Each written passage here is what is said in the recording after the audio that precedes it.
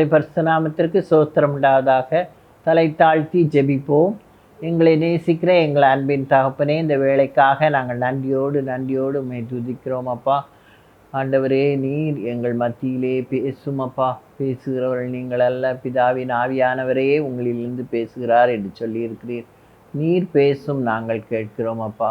உம்முடைய வார்த்தை என்னும் மன்னாவினால் எங்களை நிரப்பி நீர் உம்முடைய வார்த்தைகளை கொடுக்கும் பொழுது அவைகள் எங்களை உயிர்ப்பிக்கத்தக்கதாக நீர் கிருபை செய்யும் அப்பா. நீரே ஆசீர்வதியும், வழி நடத்தும்.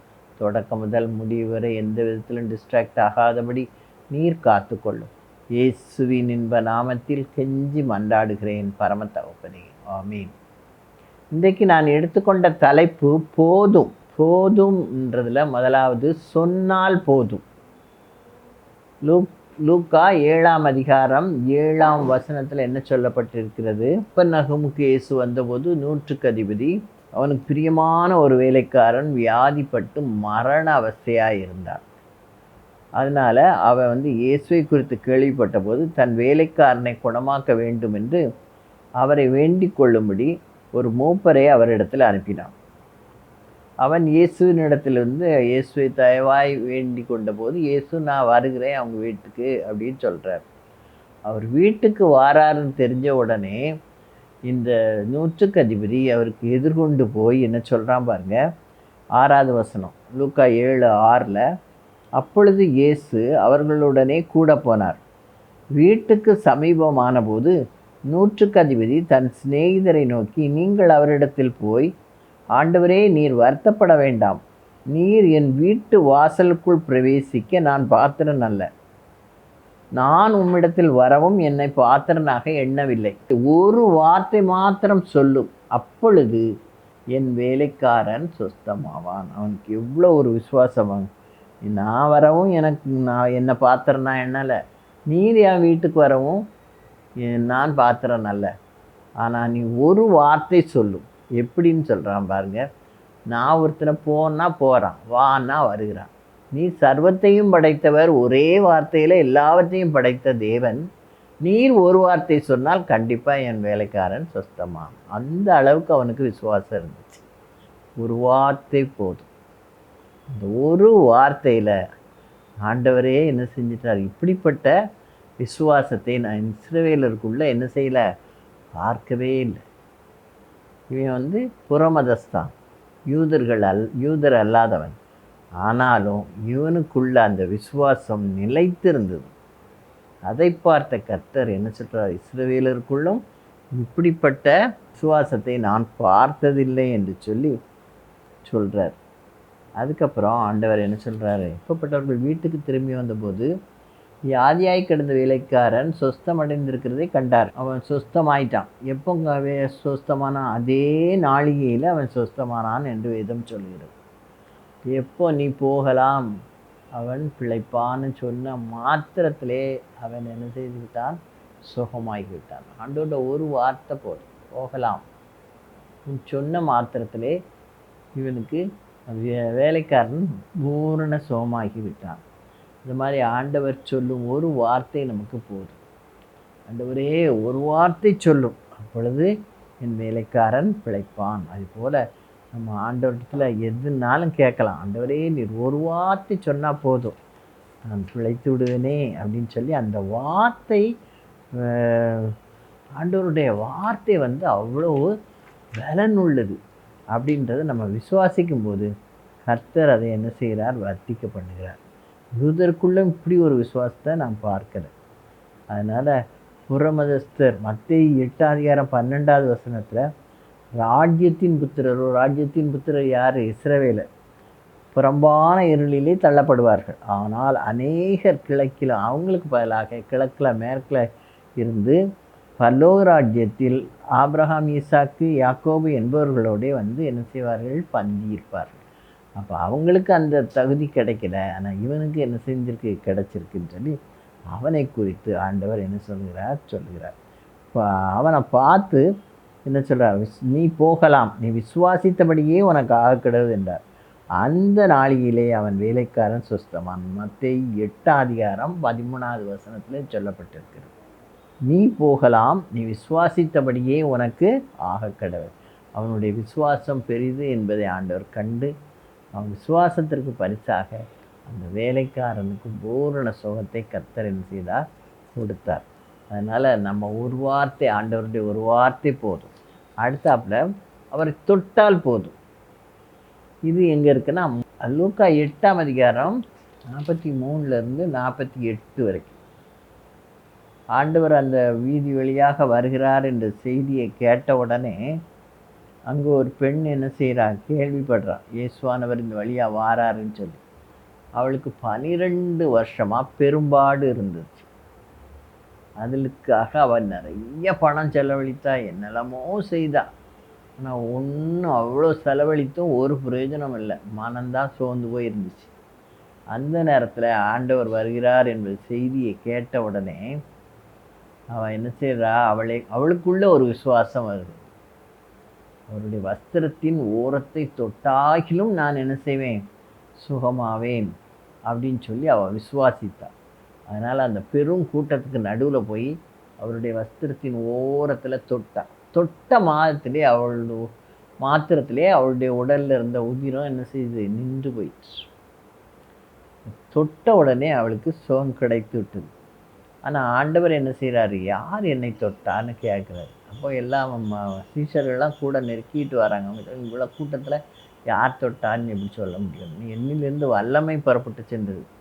அதனால் யாரோ ஒருத்தங்க என்னை தொட்டிருக்காங்க, அது யார் அப்படின்னோடனே தெரிஞ்சிட்டு, ஆண்டவருக்கு நம்மளை தெரிஞ்சிட்டு நம்ம ஒளிஞ்சிருக்க வேண்டாம்னு சொல்லி வெளியே வந்து சொல்கிற என்ன நடந்துச்சு, எப்படி தனக்கு கர்த்தர் சுகம் கொடுத்தார், தன்னுடைய விசுவாசம் என்னன்னு எல்லாவற்றையும் ஆண்டவர்கிட்ட சொல்கிறார்.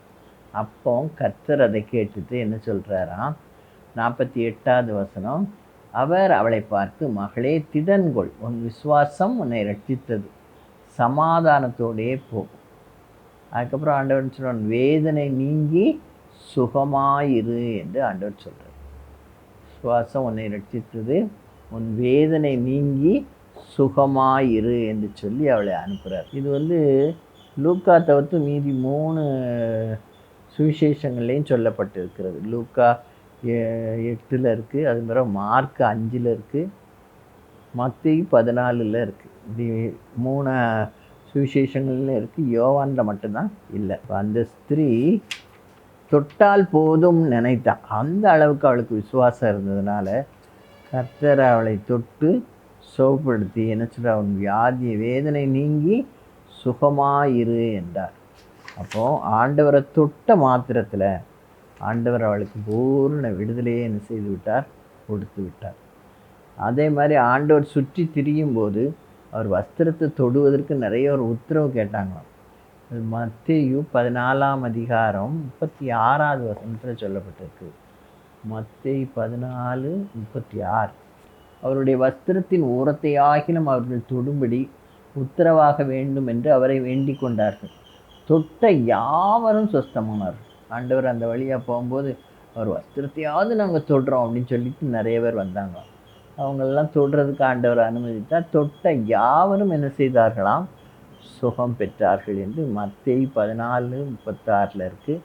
மார்க் 6:56 சொல்லப்பட்டிருக்கு. அவர் பிரவேசித்த கிராமங்கள், பட்டணங்கள், நாடுகள் எவைகளோ அவைகளின் சந்தை வெளிகளிலே வியாதிக்காரரை வைத்து அவருடைய வஸ்திரத்தின் ஓரத்தை ஆகிலும் அவர்கள் தொடும்படி உத்தரவாக வேண்டும் என்று அவரை வேண்டிக் கொண்டார்கள். அவரை தொட்ட யாவரும் என்ன செய்தார்கள்? சொஸ்தமானார்கள். அதனால் ஆண்டவரே, உடைய வஸ்திரத்தின் ஓரத்தை நான் தொடுறேயா, எனக்கு நல்ல சுகத்தை தாருன்னு சொல்லி கேட்கணும். அப்போ கர்த்தர் நமக்கும் என்ன செய்வார்? சுகத்தை கொடுக்க வல்லவராக இருக்கிறார். அடுத்தது, பார்த்தால் போதும். ஆண்டவரை பார்க்கணும். யார் இயேசு? யார் இயேசுன்னு சொல்கிறாங்களே, அவர் பெரிய அற்புதங்கள்லாம் செய்கிறான்னு சொல்கிறாங்களே, அவர் பெரிய தெய்வீக பலன் பெற்றவராக இருக்காருன்னு சொல்கிறாங்களே, அவர் யாருன்னு பார்க்கணுன்னு சொல்லி ஒரு பெரிய ஆஃபீஸர், வரி வசூலிப்பவர்களுக்கு அவன் யாராம்? தலைவனும் ஐஸ்வர்யவானுமாயிருந்தானாம். சகேயு என்ற ஆயக்காரன் என்றாலே வரி வசூலிக்கிறார். அவர்களுக்கு அவன் தலைவன். அப்படிப்பட்ட உயர்ந்த பதவியில் இருக்கிறான், ஐஸ்வர்யவானாக இருக்கிறான். ஆனால் குள்ளமாக இருக்கான். அவன் பேர் சகேயு. அவனுக்கு இயேசுவை குறித்து கேள்விப்பட்டான். ஆண்டவரை பார்க்கணும்னு சொல்லி பயங்கர ஆசை. அதனால் லூக்கா 19ஆம் அதிகாரம் 1ஆம் வசனத்துலேருந்து 9ஆம் வசனம் வரைக்கும் அதை குறித்து தான் ஆண்டவர் சொல்லிக்கிட்டு இருக்கார். அவருடைய உள்ளத்தை ஆண்டவர் அறிகிறார். எப்படிப்பட்டவரோ என்று அவரை பார்க்க வகை தேடினான். அவன் குள்ளனானபடியால் ஜனக்கூட்டத்தில் அவரை காணக்கூடாமல் எங்கே போயிட்டான்? ஓடி அவர் வர்ற திசைக்கு முன்னால் ஓடி போய் ஒரு காட்டத்தி மரத்தில் ஏறினான். இயேசு அந்த இடத்தில் வந்தபோது அண்ணாந்து பார்த்து அவனை கண்டு, சகையுவே, நீ சீக்கிரமாக இறங்கி வா, இன்றைக்கு நான் உன் வீட்டிலே தங்க வேண்டும் என்றார். அதை கேட்டோன்னு நம்ம பார்க்கத்தானே வந்தோம், ஆண்டவர் என்ன செய்கிறாரா, நம்ம வீட்டில் வந்து தங்க போகிறாராமேன்னு சொல்லி ரொம்ப சந்தோஷத்தில் வேகமாக இறங்கி வந்து அவரை அழைத்து கொண்டு தன் வீட்டுக்கு கூட்டிகிட்டு போகிறான். கூட்டிகிட்டு போய் அவன் உள்ளத்தில் ஆண்டவர் கிரியை செய்ய ஆரம்பிச்சிட்டார். நீ என்னெல்லாம் பாவம் செஞ்சேன்னு சொல்லி உடனே அவன் என்ன சொல்கிறான், என் ஆஸ்தியில் பாதியை யாருக்கு கொடுக்குறேன்? ஏழைகளுக்கு கொடுக்குறேன். 8ஆவது வசனம் லூக்கா 19:8 சொல்கிறான் பாருங்க. சகையை நின்று கர்த்தரை நோக்கி, ஆண்டவரே, என் ஆஸ்திகளின் பாதியை ஏழைகளுக்கு கொடுக்கிறேன். நான் ஒருவனிடத்தில் எதையாகிலும் அநியாயமாய் வாங்கினது உண்டானால் நாளத்தனையாய் திரும்ப செலுத்துகிறேன் என்றார். அப்புறம் இயேசு வீட்டுக்குள்ளே வந்த உடனே என்ன சொல்கிறான், அவன் தன்னை உணர்ந்து தன் பாவத்தை உணர்ந்து நான் இதெல்லாம் செய்கிறேன்னு சொன்னதுனால கர்த்தர் என்ன சொல்கிறார், இந்த வீட்டுக்கு ரட்சிப்பு வந்தது. எப்போ? இன்றைக்கு இந்த வீட்டுக்கு ரட்சிப்பு. அவன் பார்த்தா போதும் இயேசுவேன்னு நினச்சான். ஆனால் அவனுக்கு கொடுத்த கிருபை என்னது? இந்த வீட்டுக்கு ரட்சிப்பு வந்து எல்லாரையும் ஆண்டவர் என்ன செய்தார்? ரட்சித்தார். அப்படி அவருடைய பிள்ளைகளாக எல்லாரும் என்ன செய்யப்பட்டார்கள்? மாறினார்கள். ஆபிரகாமுக்கும் குமாரனாய் இருக்கிறானே என்று ஆண்டவர் சொல்லி அவனை தன்னுடைய மந்தையிலே ஆண்டவர் என்ன செய்தார்? சேர்த்து கொண்டார். கலாத்தியர் 3:26 என்ன சொல்ல, நீங்கள் எல்லாரும் கிறிஸ்து இயேசுவை பற்றும் விசுவாசத்தினால் தேவபுத்திரராய் இருக்கிறீர்கள். 3:29 என்ன சொன்னால், ஆகையால் நீங்கள் ஆபிரகாமின் சந்ததிகளாய் இருக்கிறீர்கள். நம்ம எல்லாரும் இயேசு கிறிஸ்துவை நம்முடைய சொந்த இரட்சகராக ஏற்றுக்கொள்ளும் பொழுது கர்த்தருடைய புத்திரர்களாக மாறுகிறோம். அப்படி மாறும்போது நாம் ஆபிரகாமின் சந்ததிகளாக இருப்போம். 4வது, நினைத்தால் போதும். ஆண்டவர் நம்மை நினைத்தா போதும். யார் சொல்கிறான்னு பாருங்க. லூக்கா 23ஆம் அதிகாரம் 39 44வது வசனம் வரைக்கும். இயேசுவை சிலுவையில் அறைந்தார்கள். அறையும் பொழுது இரு பக்கத்துலேயும் என்ன வச்சுருந்தாங்க? 2 கள்ளர்களை, ஒரு கள்ளர்களோட அவரை என்ன செய்கிறாங்க? சிலுவையில் அறைகிறாங்க. அவங்க 2 பேரும் கொலைபாதங்கள், கொள்ளை எல்லாம் அடித்தவங்க. ரொம்ப ஆண்டவருக்கு விரோதமான பாவங்கள் எல்லாம் செய்ததுனால அவங்களுக்கு தண்டனை கொடுக்கப்பட்டது. ஆனால் இயேசுவையோ யூதர்கள் என்ன செய்தார்கள்? அறைந்தார்கள்.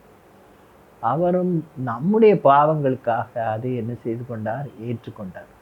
தன்னுடைய இரத்தத்தை சிந்துவதற்காக அவர் அந்த சிலுவை மரணத்தை ஏற்றுக்கொண்டார்.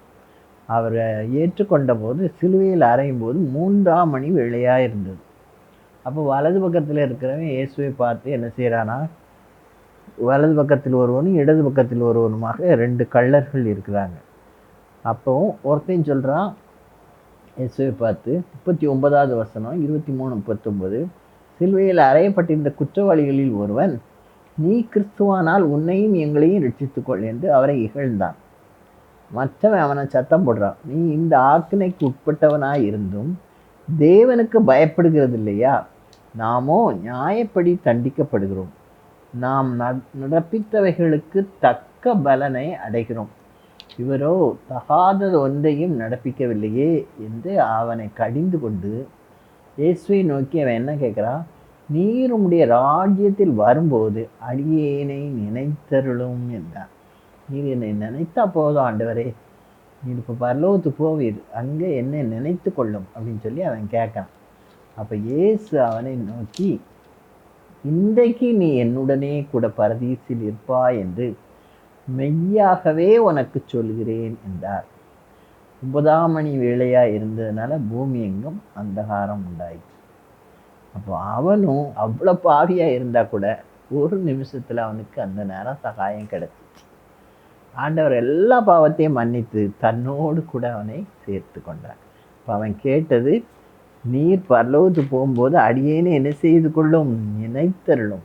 இப்படி நாம ஆண்டவருடைய பாதத்தில் என்னை நினைத்தருளும் ஆண்டவரே என்று சொல்லி நாம் ஜெபிக்கும்போது கர்த்தர் நம்மை என்ன செய்கிறார், நினைக்கிற தேவனாக, இயேசுவும் அவனை நினைப்பதாக என்ன செய்கிறார், கூறினார். அதேபடி நினைத்து அவனை தன்னோடு கூட சேர்த்து கொண்டார். கடைசியாக இருந்தால் போதும், நீர் எங்களோடு கூட இருந்தால் போதும். மோசே, நீர் வராவிட்டால் நாங்கள் என்ன செய்ய மாட்டோம், வனாந்திரத்தில் நடந்து போக மாட்டோம் அப்படின்னு சொல்லி அவன் சண்டை போடுறான். ஒன்று ஆண்டவன் சரி என்ன செய்ய, இந்த வழி விலகி போகிற மக்கள் தான், ஆனால் மோசைக்காக என் சமூகம் உனக்கு முன்பாக செல்லும்னு சொல்லி ஆண்டவர் இஸ்ரவேல் ஜனங்களை வழிநடத்தி சென்றார். முன்னால் மேகஸ்தம்பத்தினாலும் பின்னால் அக்னி ஸ்தம்பத்தினாலும் அவர்களை வழி நடத்தினார்.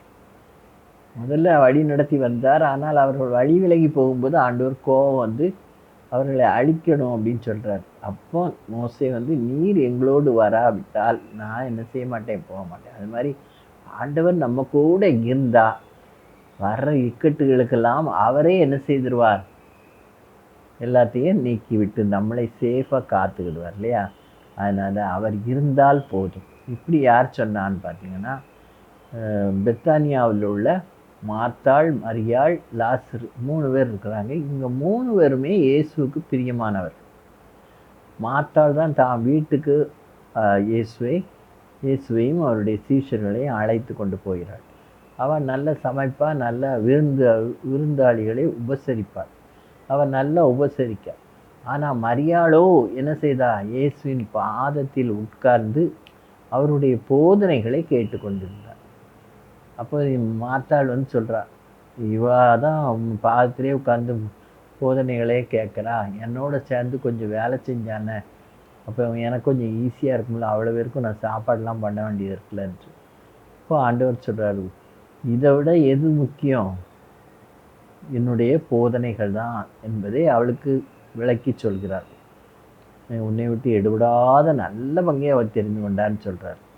அப்படி அவங்க எல்லாரும் ஒருவரோடு ஒருவர் அன்பிலும் ஐக்கியத்திலும் கூடி வாழ்ந்தார்கள். அப்படி நல்ல சிநேகிதர்களாக இருக்கும்போது திடீர்னு லாசரு என்ன செய்தான், நோய்வாய்ப்பட்டான். அதை வந்து இயேசுவுக்கு தெரியப்படுத்துகிறாங்க. அவர் அப்போ பெத்தானியாவில் இல்லை, வெளியே போயிருந்தார். அதனால் அவருக்கு தெரியப்படுத்துகிறாங்க. அவருக்கு தெரிந்த பின்பும் அவர் வரலை. லாசருவை அடக்கம் பண்ணி 4ஆவது நாள் தான் வரார். வந்த உடனே அவர் வந்திருக்கிறார் என்ற செய்தி பெத்தானியாவுக்குள்ளே வரல, உள்ளே வந்துட்டார். ஊருக்குள்ளே வரும்போது ஓடி போய் எல்லாரும் சொல்கிறாங்க மார்த்தாள்கிட்டே மரியாள்கிட்டே. உடனே மார்த்தாள் எழும்பி அழுதுகிட்டே வாரா. வந்து இயேசுவின் பாதத்தில் விழுந்து மார்த்தாள் சொல்கிறா பாருங்க. முதல்ல 11ஆம் அதிகாரம், மார்த்தாள் தான் முதல்ல இயேசுவினிடத்தில் வந்து, ஆண்டவரே, நீர் இங்கே இருந்தீரானால் என் சகோதரன் மரித்திருக்க மாட்டான் என்று சொல்கிறான். அதுக்கப்புறம் ஆண்டவர் அவனை நான் உயிரோடு எழுப்புவேன்னு சொல்லுவான். அவள் அதை வந்து உயிர்த்தெழுதல் காலத்தில் அவன் எழும்புவான், இப்போ இல்லைல்ல அப்படின்னு சொல்லிட்டு அவள் கொஞ்சம் மனசுக்குள்ளே அதைத்தான் யோசிப்பானே ஒழிஞ்சு அவர் சொல்லுவதே அவளால் புரிந்து கொள்ள முடியவில்லை. அப்போ மரியாளை அழைச்சிட்டு வான்னு ஆண்டவர் சொல்லுவார். உடனே இவள் போய் மரியாளை கூப்பிடுவாள். உடனே மரியாளும் வீட்டில் இருந்து எழும்பி வருவாள். அவள் எங்கே போகிறான்னு சொல்லி அவள் வீட்டில் இருந்தவங்க எல்லாரும் பின்னாலேயே வந்துடுவாங்க. ஒரு வீட்டில் ஏதாவது துக்கம் நடந்துச்சுன்னா கொஞ்சம் ஆட்கள் கூடியிருப்பாங்க இல்லையா, அவங்களும் சேர்ந்து என்ன செய்வாங்க, வந்துடுவாங்க.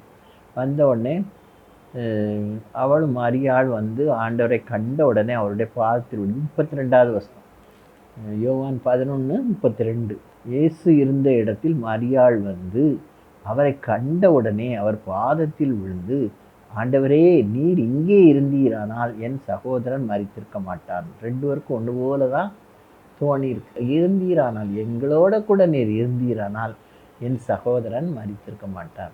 ஆண்டவர் வந்து அங்கே ஒரு அற்புதம் செய்வதற்காக தான் அந்த காரியமே அங்கே நடந்திருக்கு இல்லையா.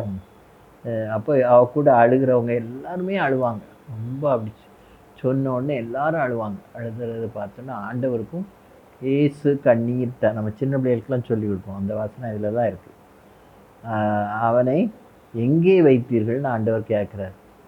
உடனே கல்லறையை காட்டுறாங்க. கல்லறை கிட்ட போகும்போது கல்லை புரட்டுங்க அப்படின்னு சொல்கிறார் ஆண்டவர். அப்போ மார்த்தாள் என்ன சொல்கிறா, அந்த கல்லை நகட்டினா 4 நாள் ஆயிடுச்சு, யாருமே என்று சொல்கிறார். அப்போ ஆண்டவர் என்ன அவளை பார்த்து என்ன சொல்கிறார் பாருங்க, 40வது வசனம். இயேசு அவளை நோக்கி, நீ விசுவாசித்தால் தேவனுடைய மகிமையை காண்பாய் என்று நான் உனக்கு சொல்லவில்லையா அப்படின்னு சொல்கிறார். நீ விசுவாசி, நிச்சயமாக ஒரு அற்புதம் நடக்கும் அப்படின்னு சொல்லிட்டு ஆண்டவர் அந்த கல்லறைகிட்ட வந்து கல்லறைக்கு வெளியே நின்று சத்தமாக கூப்பிடுறார், லாசருவே வெளியே வான்னு சொல்கிறார். உடனே மரித்தவன் என்ன செய்தான், உயிரோடு எழும்பி வெளியே வந்தான். இதை பார்த்த மரியாளோடு வந்த மக்கள் நிறைய பேர் இருந்தாங்க. ஏற்கனவே கல்லறை பக்கத்தில் இருந்த மக்கள் யூதர்கள் நிறைய இருந்தாங்க. அவங்க இயேசுவை விசுவாசிக்கவே இல்லை.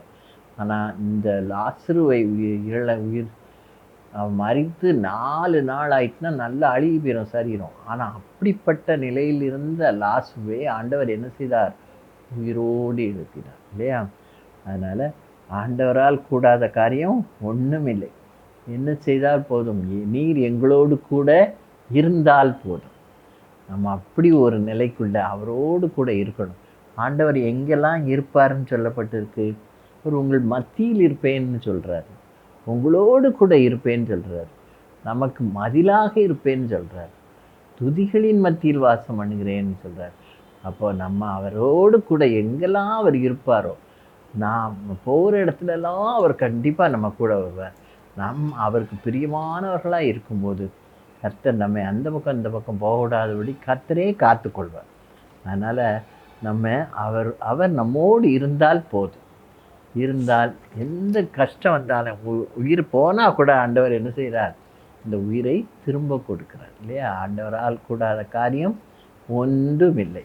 இப்போ நம்ம 5 போதும் பார்த்தோம். என்னதெல்லாம் பார்த்தோம், முதலாவது ஒரு வார்த்தை சொன்னால் போதும்.